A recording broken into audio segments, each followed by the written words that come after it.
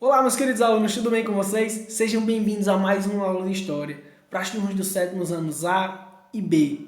O conteúdo da nossa aula de hoje é um conteúdo novo. A gente vai tratar sobre renascimento cultural. Então, pegando aí o livrinho e vamos dar início à nossa aula, que esse é assunto novo, assunto quentinho saindo do forno para todo mundo entender, ok? Vamos lá?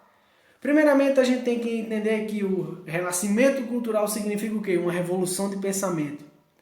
Do mesmo modo que os antigos filósofos gregos, os renascentistas, que eram conhecidos os defensores do Renascimento, não separavam os diversos campos do saber, que eram a arte, a filosofia e a ciência, que hoje são vistos como distintos um do outro. Então, o que é que os renascentistas diziam?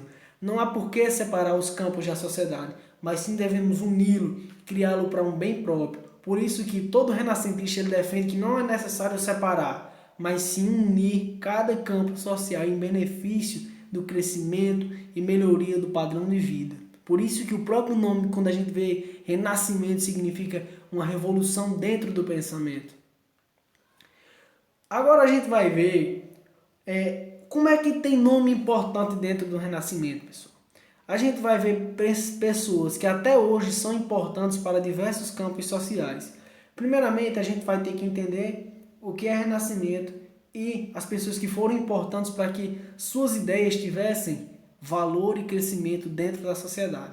Primeiramente, pessoal, a gente vai começar com ninguém nada menos que Leonardo da Vinci. Quem era Leonardo da Vinci?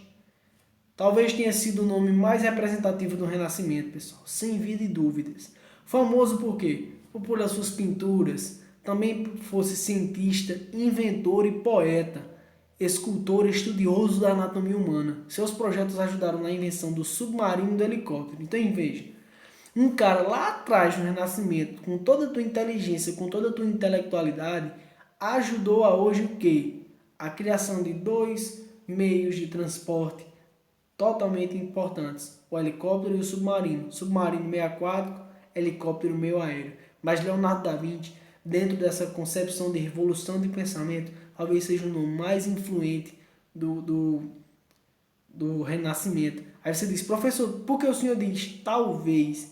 Porque tem tanta divergência de pensamento, muitas pessoas acham que seja Da Vinci, outras pessoas acham que seja Kepler, mas de aí vai de cada um. Cada um vai estudando a história e acha, esse aqui foi mais importante que esse, tá ok?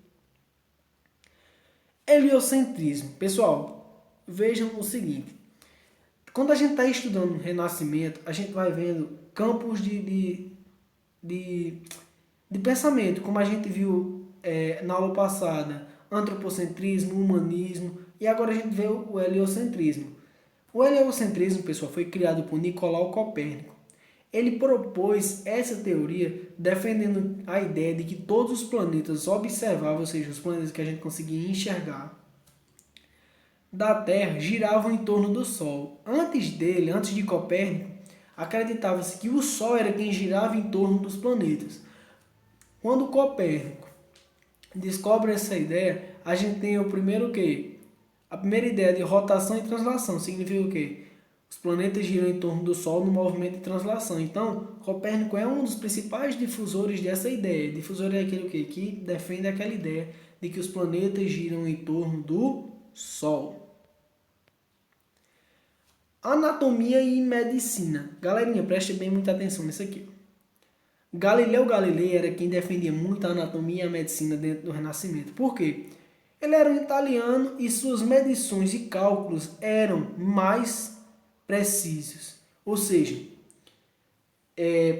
não tem aquele heliocentrismo que eu expliquei agora para vocês. Então, os cálculos de Galilei deram mais precisão àquilo que Copérnico defendia. Mas também Copérnico gostava muito de quê? De desafiar a igreja e os pensamentos que ela tinha. Ou seja, Copérnico dizia, se isso é verdade, ele acreditava naquilo que ele pensava. Se a igreja falava de uma forma e ele não acreditava naquele pensamento, Galileu acreditava em quê? Na sua ideia, no seu pensamento. Johann Kepler. Johann Kepler, pessoal, defendia a ideia de que os astros realizavam um movimento elíptico em torno do Sol e não circular. Ele retomou os escritos de antigos pensadores gregos, Sua teoria foi importante para a descoberta da teoria gravitacional de Isaac Newton. Veja, cada pensador do Renascimento ele tem a característica de, como eu disse lá no começo da aula, de fazer uma revolução do pensamento. Então, cada um defendia suas ideias e seus pensamentos com base no quê? Nas suas crenças e nos seus valores. Se uma pessoa defendia aquilo, é porque ele tinha real certeza nos seus estudos, na sua base de pensamento, que aquilo era verdadeiro. Então, na visão de Kepler, ele não significava que os planetas giravam de uma forma circular, mas sim uma forma elíptica.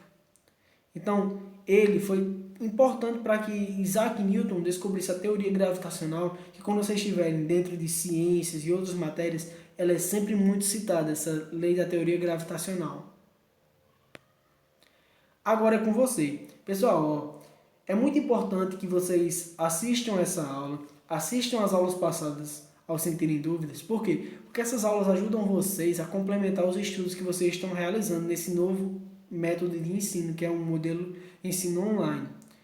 Vocês agora, eu quero que vocês façam uma leitura complementar das páginas 89 e 90, que é sobre esse assunto que eu trabalhei em sala de aula, e vão responder a atividade que eu coloquei no roteiro, com muita calma. Se sente dúvida, chama o professor no privado, que eu vou estar a qualquer hora disponível para vocês, para explicar o conteúdo e estar presente com vocês, mesmo que seja de forma virtual. Então, meu abraço, meu muito obrigado. Fiquem em casa, fiquem com Deus, bons estudos, boas aulas e até a próxima. Valeu, pessoal!